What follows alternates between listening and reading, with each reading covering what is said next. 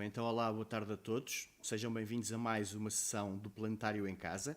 Estas sessões são promovidas pelo Planetário do Porto Centro de Ciência Viva e pelo Instituto de Astrofísica e Ciências do Espaço. Já que estamos todos confinados em casa, o Planetário aproveita para vos levar o Planetário até casa.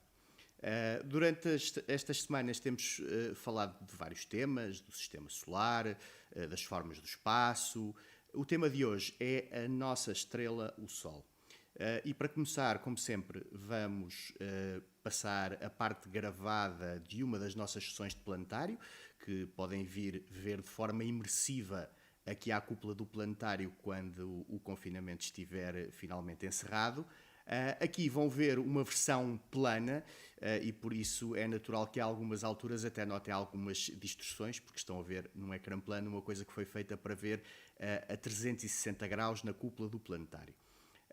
Depois da parte gravada, vou então falar-vos um pouco sobre o nosso Sol e espero que gostem. Vamos então para a parte gravada. Até já.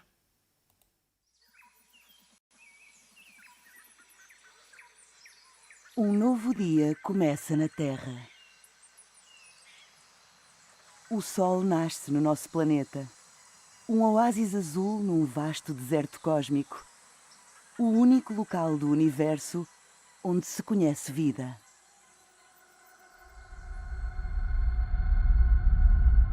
Este mesmo Sol ilumina o nosso mundo há 4,5 mil milhões de anos. A luz que hoje aquece a nossa pele foi sentida por todas as pessoas que já viveram. Tocou o dorso dos dinossauros e saudou os primeiros seres que saíram do oceano para se aventurarem em terra. O Sol testemunhou tudo o que aconteceu na Terra. Mas não é um observador passivo. O Sol é a fonte da energia do nosso planeta, que impulsiona os nossos ventos, o nosso clima. É o principal gerador da extraordinária teia da vida que rasteja, nada e voa por todo o mundo. Toda a vida na Terra depende, de uma maneira ou de outra, da estrela mais próxima, o Sol.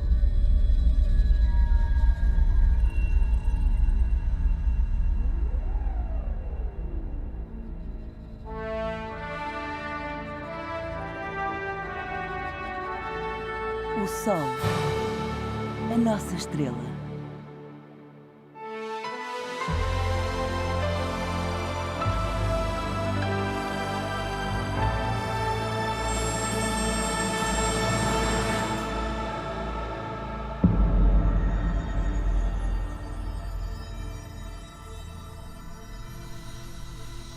À medida que o Sol nasce, envolve terra e mar num caloroso abraço de luz.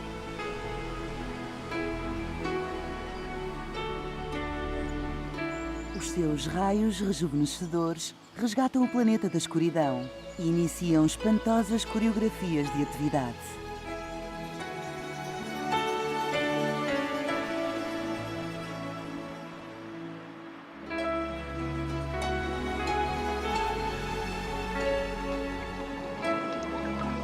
Até nas profundezas do mar, o brilho do Sol é crucial para a vida.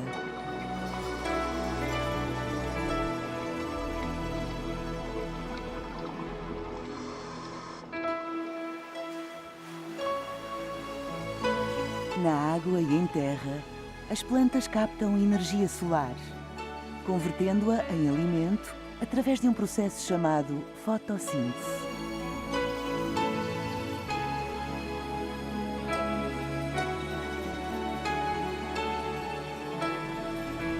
São inúmeros os ecossistemas do nosso planeta que dependem deste processo.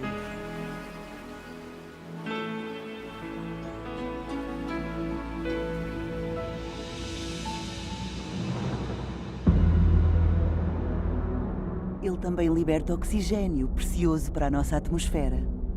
Este gás que respiramos permite-nos transformar os alimentos que ingerimos em energia.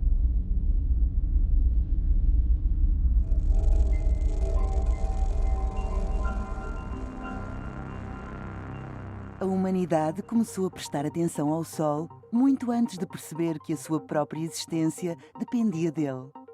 O movimento deste disco de fogo pelo céu, dia após dia, mês após mês, foi para inúmeras civilizações a única maneira de contar o tempo. O movimento do Sol foi a base de muitos calendários antigos e também modernos, ajudando-nos a catalogar o nosso passado e a planear o nosso futuro.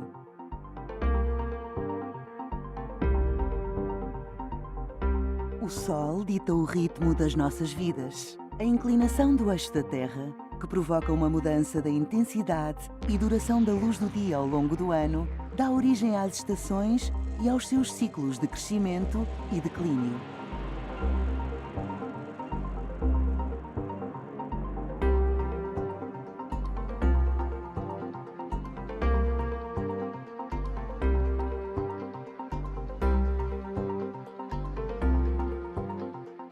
Desde o começo da história, os humanos compreenderam a importância vital do Sol.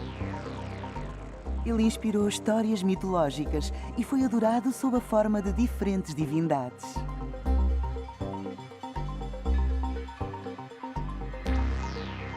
Há 5.000 anos, os humanos ergueram enormes lajes de pedra, construindo o monumento pré-histórico de Stonehenge, em Inglaterra.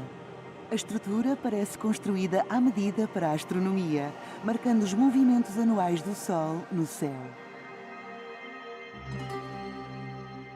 Os antigos gregos adoravam Apolo, o deus da luz, das artes e da medicina, simbolizado pelo Sol.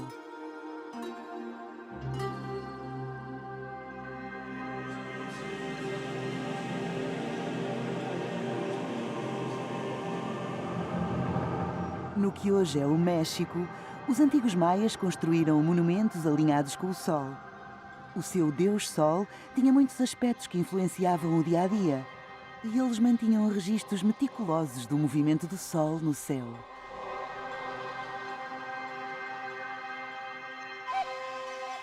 Nas ruínas da cidade inca de Machu Picchu, encontramos um relógio do Sol que acompanha o curso diário do Deus Sol Inca, Inti. Os sul-americanos ainda celebram hoje em dia o Inti Raymi no dia mais longo do ano.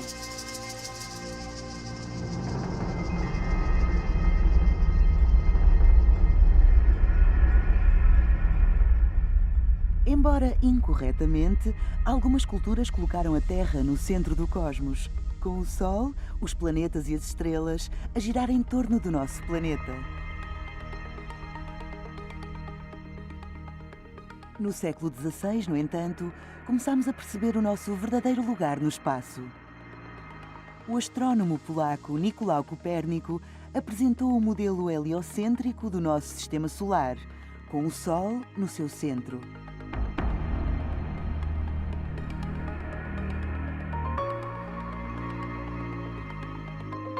A nossa relação com o Sol transformou-se. Rapidamente compreendemos que o Sol não é um corpo celeste perfeito, como alguns presumiam.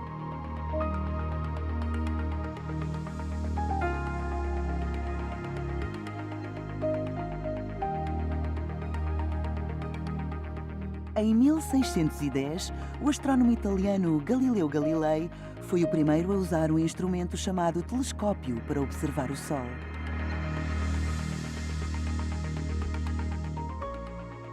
Para surpresa de Galileu, ele descobriu enormes manchas negras na superfície solar. Essas formações, agora chamadas de manchas solares, despoletaram uma mudança de paradigma que desencadeou a revolução científica. Os céus obedecem às mesmas leis imperfeitas que sentimos aqui na Terra. Gradualmente, a ciência substituiu a mitologia. Com o passar dos séculos, o nosso conhecimento acerca do Sol evoluiu com o avançar da tecnologia e cada vez mais astrónomos passaram a observar a nossa estrela para descobrir os seus segredos. Medimos a distância da Terra até ao Sol, 150 milhões de quilómetros. Podemos agora estimar que é apenas uma das cerca de 200 mil milhões de estrelas na Via Láctea. Assim como nós giramos em torno do Sol, também ele gira em torno do centro da nossa galáxia, completando uma órbita a cada 250 milhões de anos.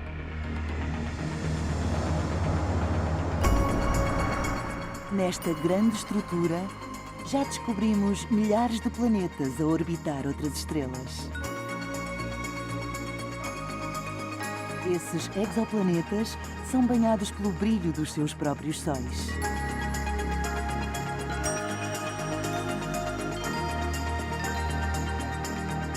Usando telescópios no espaço e no solo, tais como o telescópio de 3,6 metros do Observatório Europeu do Sul, estamos a vasculhar o céu à procura de cada vez mais exoplanetas.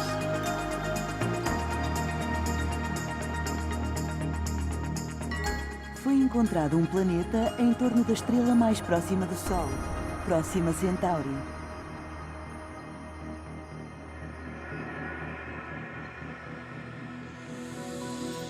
Falta-nos ainda a tecnologia para ver se esses estranhos novos mundos podem sustentar vida.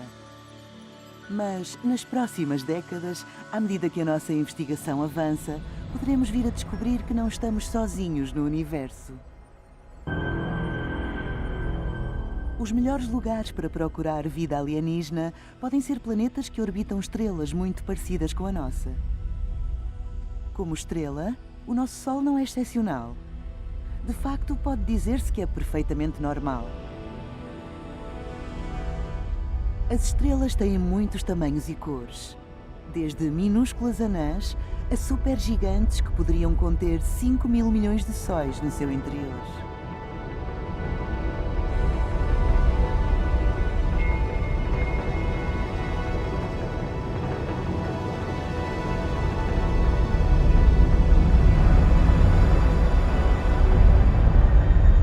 Não se deixem enganar pela linguagem. Sendo uma típica estrela anã amarela, no interior do nosso Sol caberiam confortavelmente mais de 1 milhão de terras. O gigantesco tamanho do Sol domina o nosso sistema solar. Este titã luminoso é 500 vezes mais massivo do que todos os planetas combinados. Com quase 5 mil milhões de anos, a nossa estrela está a meio da sua vida.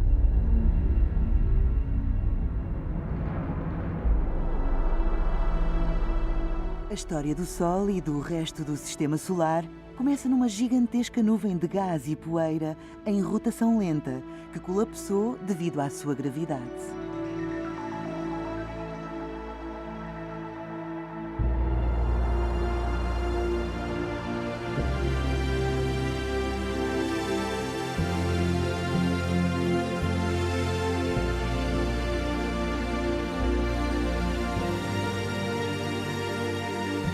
O resultado, no centro, uma enorme bola de gás incandescente, composta principalmente por hidrogênio e hélio, com pequenas quantidades de elementos mais pesados, como carbono, azoto, oxigênio e ferro. Estes ingredientes são também os elementos que compõem os nossos corpos e de todos os seres vivos.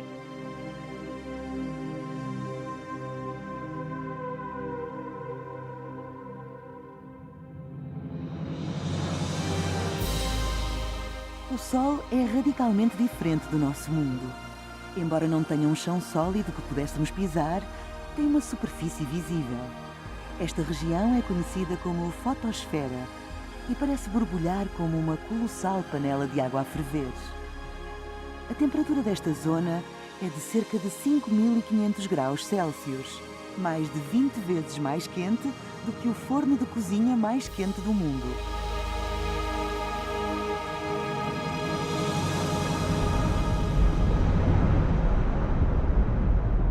Mas, abaixo da superfície, as temperaturas no núcleo do Sol sobem até uns incríveis 15 milhões de graus Celsius.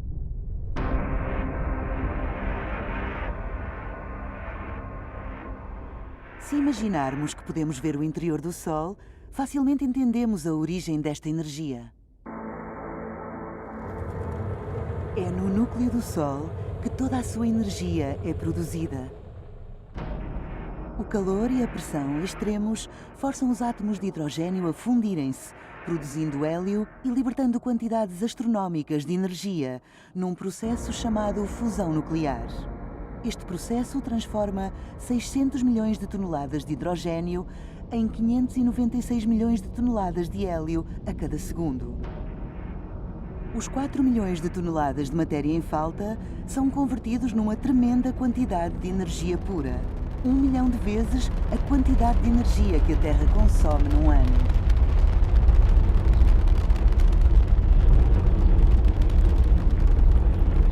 A famosa equação de Einstein, energia igual à massa vezes a velocidade da luz ao quadrado, diz-nos que até uma pequena quantidade de massa pode ser convertida em muita energia. Como esta velocidade é enorme, mais de 1000 milhões de quilómetros por hora, a quantidade de energia num grama de matéria é quase inimaginável. A energia libertada pela fusão no centro do Sol tem uma árdua viagem pela frente até à liberdade. O superlotado interior estelar só permite que os fótons percorram cerca de 1 milímetro antes de encontrarem barreiras na forma de átomos. A energia é absorvida e reemitida até que, após centenas de milhares de anos, emerge triunfante à superfície do Sol sob a forma de luz. A partir daqui, ela pode finalmente viajar sem obstáculos através da atmosfera ténue do Sol, a corona solar e para as profundezas do espaço.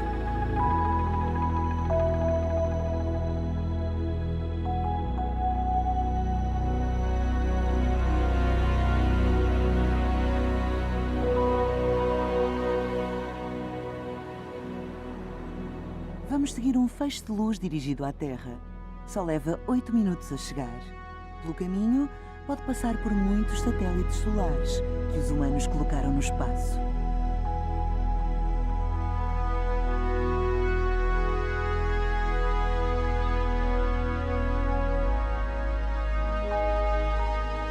Os Estados Unidos, a Europa e o Japão construíram observatórios como o STEREO, o SOHO e o Solar Dynamics Observatory para fornecer aos cientistas uma visão contínua do nosso Sol.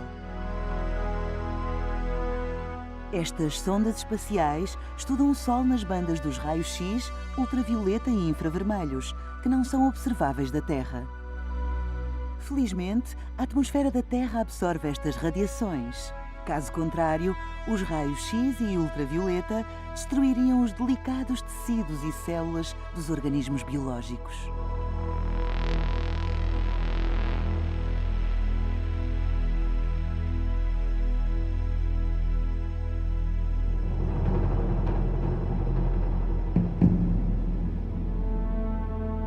Satélites como o SOHO usam espectroscopia para estudar o Sol.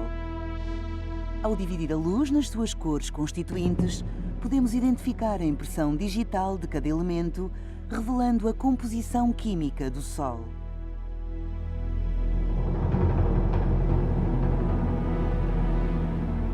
Ao contrário da radiação muito energética como os raios-X, as ondas de rádio atravessam a atmosfera da Terra.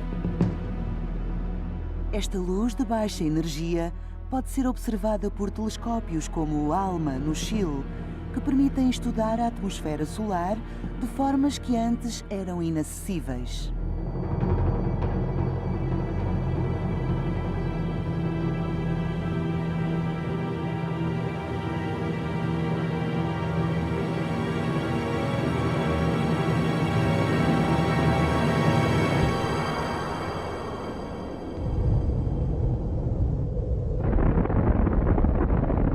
Estes observatórios espaciais e terrestres revelaram explosões violentas no Sol.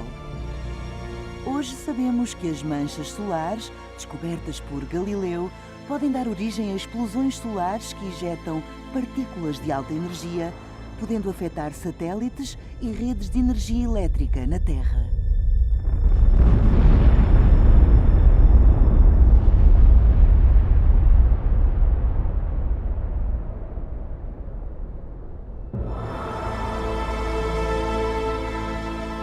Observações de outras estrelas semelhantes ao Sol revelaram um perigo ainda mais dramático: superexplosões de intensidade terrível. Estas erupções extremas teriam um efeito destruidor sobre a vida na Terra. A probabilidade de ocorrer uma explosão semelhante no Sol é pequena, mas pode acontecer.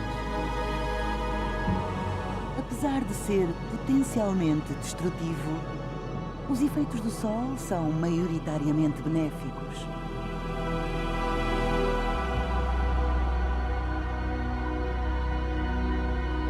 As partículas de alta energia do Sol também podem trazer beleza à Terra. O chamado clima espacial intensifica as etéreas luzes do Norte e do Sul.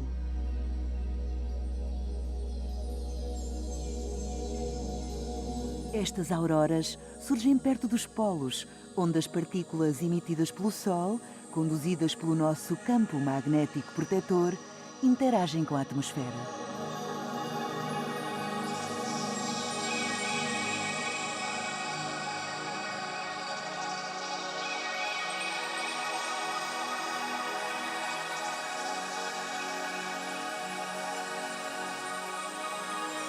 Além de alimentar o nosso mundo e a sua biodiversidade, a abundante luz do Sol também é captada por painéis solares, como uma fonte de energia renovável e limpa para a civilização moderna.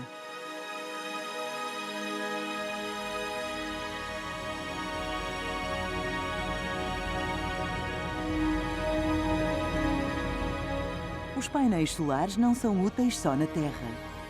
As naves em órbita conseguem aproveitar até 30% da energia solar que as atinge.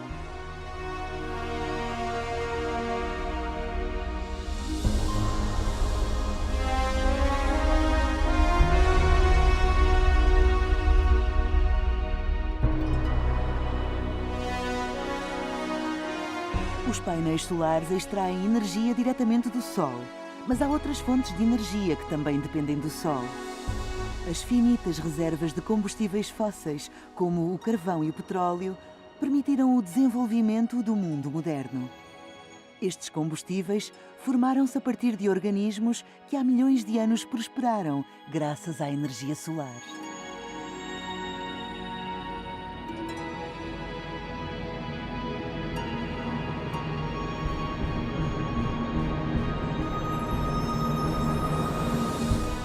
O nosso entusiasmo em queimar combustíveis fósseis que estiveram presos no subsolo durante milhões de anos mudou a química da nossa atmosfera, dando origem a alterações climáticas globais e riscos ecológicos.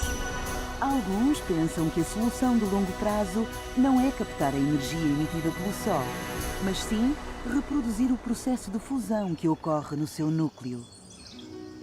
O combustível necessário é praticamente ilimitado.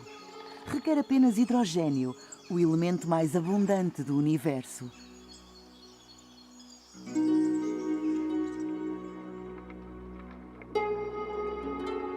Na Terra, o hidrogênio pode ser facilmente encontrado nos oceanos, ao contrário do escasso urânio, que é atualmente usado nas centrais de fissão nuclear.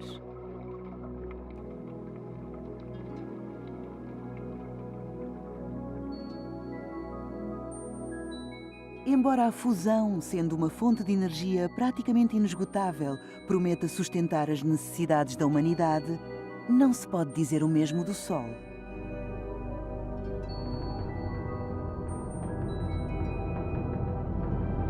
Eventualmente, o combustível no núcleo vai acabar, a fusão vai terminar, provocando uma transformação espetacular, mas fatal. Sem combustível, o Sol vai expandir e, com o seu último suspiro, vai engolir os planetas interiores.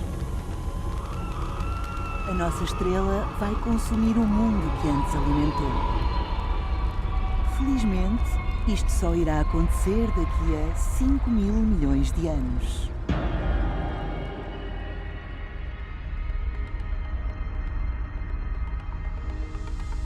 Até lá, a vida continuará a evoluir neste pequeno planeta azul, absorvendo os raios revigorantes da nossa estrela, o Sol.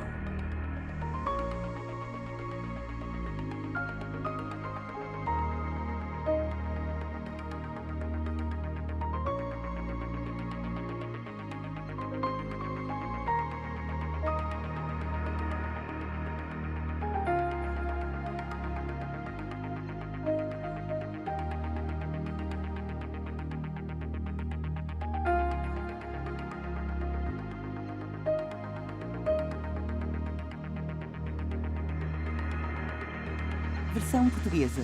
Planetário do Porto, Centro Ciência Viva e Instituto de Astrofísica e Ciências do Espaço. Narração Raquel Rosmanino, Cinemágica Limitada.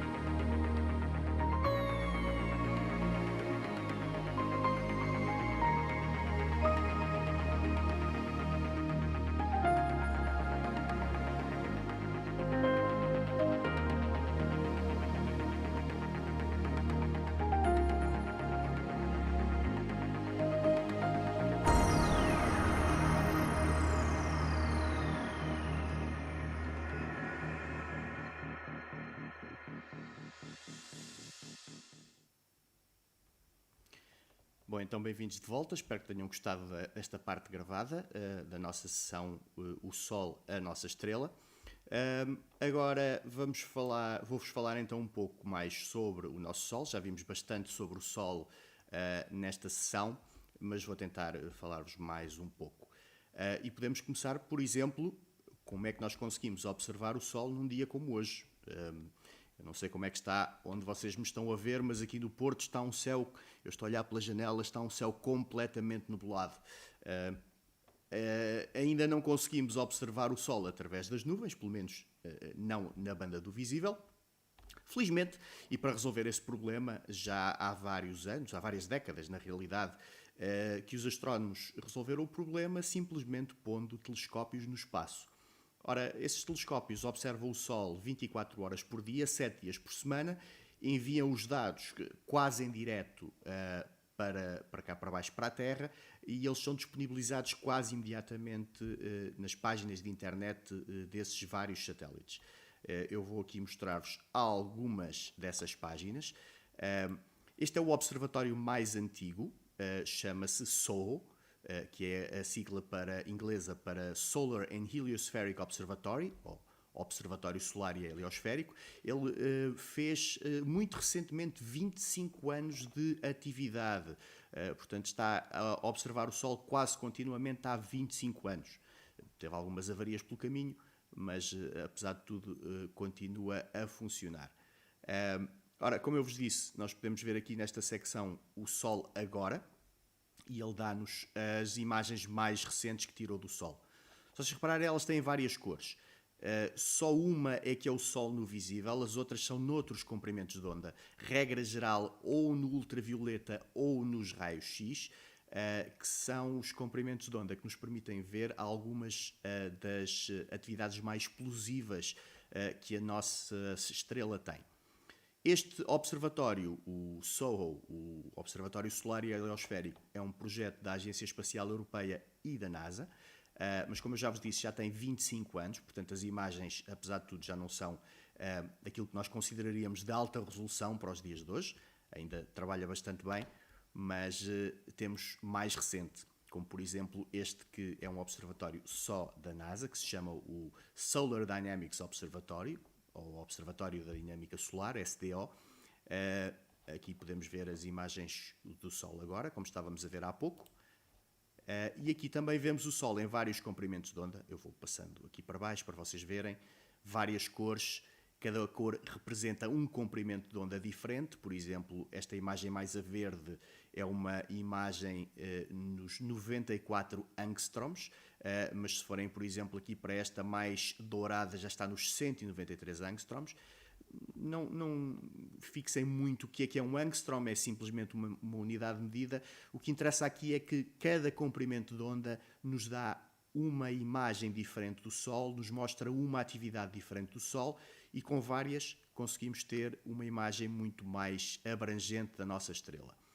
Bom, e então temos aqui o Sol de hoje. Já agora, este observatório, o SDO, regra geral, põe imagens disponíveis para o público no máximo com meia hora de antecedência. De antecedência não, com meia hora de prazo.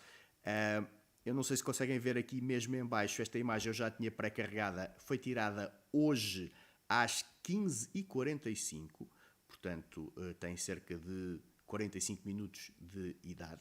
E nesta imagem do Sol, praticamente a única coisa que nós conseguimos ver é este pequeno grupinho de manchinhas que está aqui. Ora, as manchas solares são um tipo de atividade no Sol, nós já vamos ver um bocadinho mais à frente, mas são também um indicador da atividade solar, do ciclo solar. O ciclo solar é algo que nós andamos a estudar desde mais ou menos meados do século XVIII, e este estudo deveu-se a uma mini época glaciar que aconteceu no final do século XVII, início do século XVIII, chamado Mínimo de Maunder, que foi uma altura em que os astrónomos solares repararam que o Sol, durante quase 50 anos consecutivos, praticamente não apresentou manchas.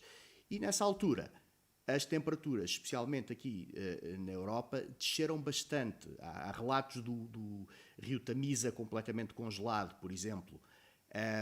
Desde então, observamos o Sol e registamos o número de manchas à sua superfície quase ininterruptamente desde 1750 e podem ver aqui esse registro. Portanto, quanto mais manchas, maior a curva. Por exemplo, aqui em fevereiro de 1778 tínhamos cerca de 182 manchas por mês e vamos vendo que os valores vão diminuindo, aumentando, diminuindo, aumentando.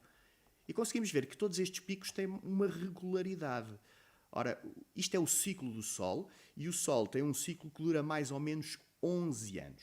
De 11 em 11 anos, o Sol atinge um máximo. Depois, durante os próximos 5 ou 6 anos, a atividade vai diminuindo, diminuindo, diminuindo, até que chega a um mínimo. E depois, passados mais 5 ou 6 anos, a atividade começa a aumentar, aumentar, aumentar, aumentar, e volta a um novo pico, a um novo máximo. A altura, o tempo que passa entre um máximo e o máximo seguinte é de aproximadamente 11 anos. Pode variar um bocadinho, pode ir desde os 9 até aos 13, mas em média dura 11 anos. Ora, eu agora vou aqui aproximar-nos dos últimos 2 ciclos. Podem ver aqui que o ciclo anterior começou por volta de 2008, teve um pico por volta de 2013, voltou a diminuir a atividade. Mais ou menos nesta altura que nós estamos agora, está finalmente a voltar a aumentar. Ora, e então, para nós vermos esta atividade do Sol, temos então que olhar para a superfície visível do Sol e vermos estas manchas. Mas não vemos só manchas. Se nós olharmos com mais atenção, e isto é a imagem que vocês têm mais à vossa direita, aquilo é um pormenor do Sol que mostra a parte que não tem manchas, a parte que parece perfeitinha, que parece que não tem nada. Na realidade tem bastante. Se conseguíssemos aproximar-nos do Sol o suficiente e vê-lo com bastante detalhe, veríamos que a superfície do Sol é estranhamente parecida à de uma panela de água a ferver. O efeito que estão a ver à superfície é muito semelhante. Chama-se granulação e o que estão a ver são células convectivas, ou seja, é parte da matéria que compõe o Sol, que se chama plasma, que por estar mais quente sobe até à superfície. Quando chega à superfície arrefece, fica menos denso, fica mais densa, aliás, e conforme está mais densa, volta a afundar. Este movimento cíclico destas células de convecção, como lhe chamamos, é exatamente a mesma coisa que nós vemos numa panela de água a ferver com as bolhinhas. Claro que também temos que ter em conta a escala, apesar do efeito ser o mesmo. Convém lembrar que o Sol tem 109 vezes o tamanho do nosso planeta, o diâmetro do nosso planeta, e por isso aquelas bolhinhas que estão a ver, algumas delas são do tamanho do nosso próprio planeta. Bom, além do borbulhar natural, temos então as manchas. As manchas são zonas onde este borbulhar, esta maneira do Sol transmitir a sua energia, é bloqueado por um forte campo magnético. Basicamente o que acontece é que as linhas de campo magnético que existem naqueles sítios onde estão as manchas bloqueiam o borbulhar. O Sol começa, nessa zona muito particular, a ficar menos quente. E como é menos quente, brilha menos, parece mais escuro em contraste com o resto. Reparem que eu tive o cuidado de dizer menos quente e não mais frio. É que esta superfície que nós estamos a ver do Sol, a fotosfera, como lhe chamamos, tem uma temperatura que ronda os 5.500 graus. A zona das manchas. Bom, a zona das manchas só tem 4.000 graus. Por isso, como podem ver, ainda é bastante quente. Já agora uma pequena curiosidade, se conseguissem isolar apenas uma mancha, iam ver que ela na realidade não é negra, como nos parece, por contraste com o resto do Sol, que é bastante brilhante. Na realidade ela teria uma cor avermelhada. Bom, mas o Sol não tem só este tipo de atividade. As manchas solares são o nosso indicador à superfície, mas há muita atividade explosiva no nosso Sol que não se consegue ver, pelo menos facilmente, no visível. Mas, especialmente no ultravioleta, por exemplo, essa atividade torna-se óbvia. Temos aqui, por exemplo, um exemplo de proeminências. As proeminências são aqueles espécie de cabelos que estão a ver toda à volta do Sol. São pedaços do Sol que estão literalmente a tentar sair. Regra geral, porque estão a seguir também linhas de campo magnético.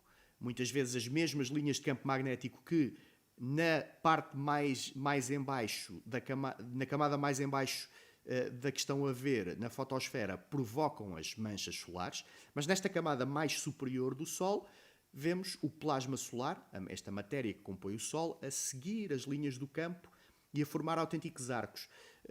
Podem imaginar, por exemplo, o que acontece com uma videira, quando está a seguir um cabo, por exemplo, e é mais ou menos isto que faz a matéria que compõe o Sol. Só que muitas vezes, por causa dos movimentos internos da nossa estrela, estas linhas de campo magnético, este campo magnético desaparece, e então nós temos pedaços do Sol que estão acima da superfície e que já não têm nada que as sustente. E podem acontecer duas coisas. Ou voltam a cair, como algumas que estamos a ver, ou então podem ser ejetadas pelo espaço, para o espaço. Vemos algumas delas assim mais à nossa esquerda, um exemplo de uma proeminência eruptiva que está a sair para o espaço. Este tipo de atividade, assim como a seguinte que vos vou mostrar, como as seguintes que vos vou mostrar, aliás, podem mesmo vir na direção da Terra e ter alguns efeitos nocivos, mas já vou falar deles. Bom, então a seguir às proeminências temos algo semelhante, que são as ejeções de matéria coronal. Aqui também vemos pedaços do Sol que estão a ser ejetados para o espaço. Mas ao contrário das proeminências, o que está a acontecer aqui é que é uma bolha de matéria solar que é ejetada de forma coesa para o espaço. E essa bolha leva consigo o seu próprio campo magnético, que pode interagir com o campo magnético da Terra se estas ejeções de matéria coronal vierem na direção da Terra. Normalmente, se isso acontecer, esta matéria do Sol depois viaja ao longo das linhas de campo magnético da Terra e interage com a nossa atmosfera, provocando um efeito do qual já ouviram falar na parte gravada da nossa sessão, que são as auroras boreais. Bom, depois temos ainda o mais energético fenómeno explosivo que podemos ter na nossa estrela, que são as flares. Eu vou-vos chamar a atenção mais ou menos para o centro do vosso ecrã, ali para a borda do Sol. Isto é um exemplo de uma flare solar. As flares são tão energéticas que durante breves instantes aquele pedacinho do Sol brilha tanto como toda a nossa estrela em conjunto. Além disso, este tipo de fenómeno explosivo liberta muita radiação, alguma dela que é mesmo detectada pelo observatório que está a fazer o registro destas imagens. Neste caso, isto é uma imagem do SDO que vos mostrei há pouco. E se repararem, logo a seguir à flare, nós vemos a imagem ficar toda granulada, ou mais granulada. Tudo isso que estão a ver é a radiação que está a atingir os detectores do observatório e estão a provocar este efeito. Ora, todos estes efeitos todos estes fenómenos explosivos, aliás, podem vir na direção da Terra, como eu vos disse, e quando isso acontece, bom, além das auroras boreais, que são o fenómeno mais espetacular e mais inócuo que pode acontecer, também há alguns efeitos um bocadinho mais perigosos. Por exemplo, a quantidade de radiação que é libertada por uma flare é tanta que, se vier na direção da Terra, um astronauta que esteja na Estação Espacial Internacional e que por acaso esteja cá fora a realizar reparações, por exemplo, se fosse atingido por esta quantidade de radiação, morria instantaneamente. Felizmente para nós aqui à superfície da Terra, temos ainda o nosso campo magnético, o nosso escudo protetor e a nossa própria atmosfera que filtra a maior parte desta radiação. De qualquer das maneiras, aqui à superfície da Terra estamos seguros, mas se estiverem a andar de avião, a coisa já não é bem assim. A altitude de cruzeiro dos aviões, que normalmente andam por volta dos 10 km de altitude, a radiação é só 3 vezes menor do que atinge a Estação Espacial Internacional. Ora, isso significa uma radiação correspondente a várias dezenas de radiografias de uma vez. Não é mortífero, mas também não faz assim muito bem à saúde. Esta é uma das razões, por exemplo, que faz com que os tripulantes e os pilotos dos aviões tenham um número limitado de horas de voo que podem cumprir. Tem a ver com a quantidade de radiação que podem receber quando estão em voo.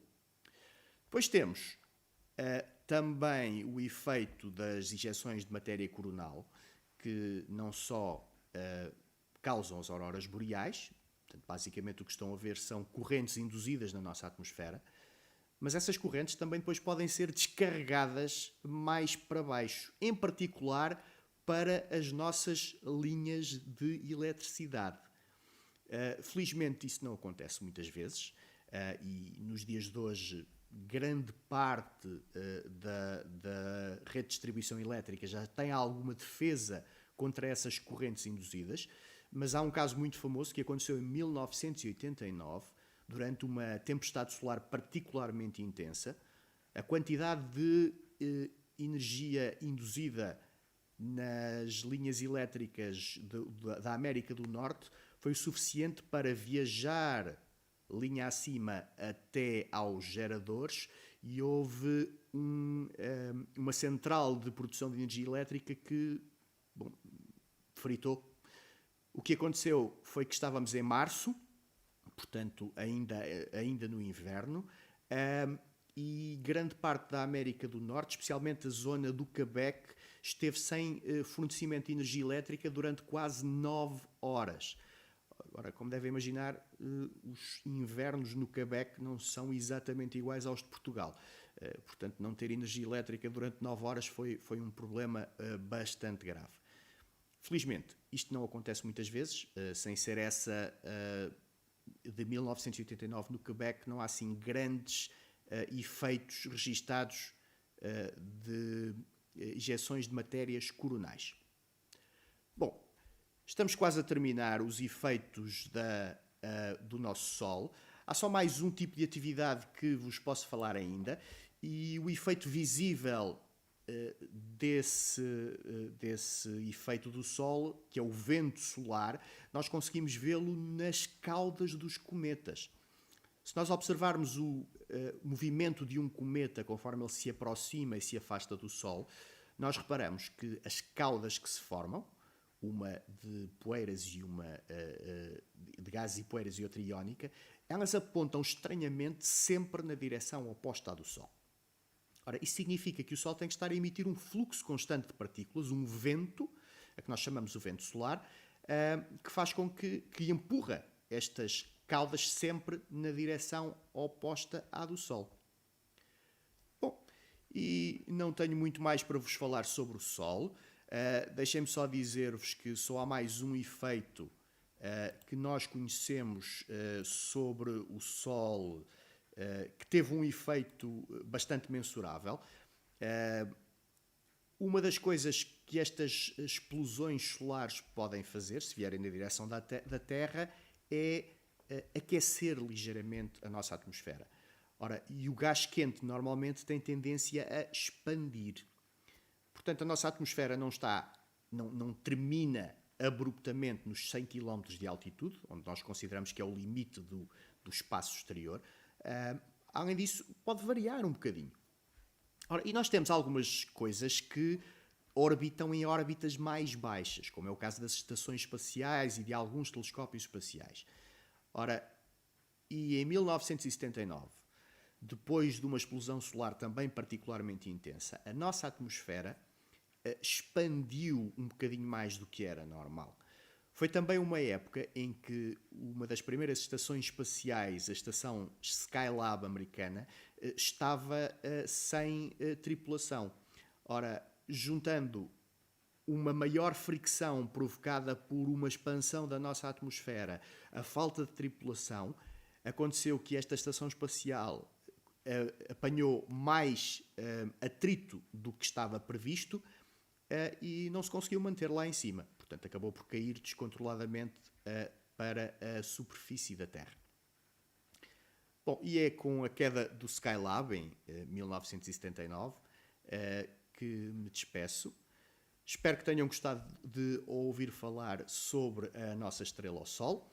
Novamente ficam convidados para ver esta sessão de forma imersiva, 360 graus, a toda a volta, na cúpula do Planetário do Porto, quando terminar este confinamento. De qualquer das maneiras, o planetário continua a funcionar de forma online, tanto para o público como para as escolas, e por isso, se nos quiserem contactar, estejam à vontade. Da minha parte, o meu nome é Ricardo Cardoso Reis. Em nome da equipa do Planetário do Porto e do Instituto de Astrofísica e Ciências do Espaço, despeço-me. Bom resto de fim de semana.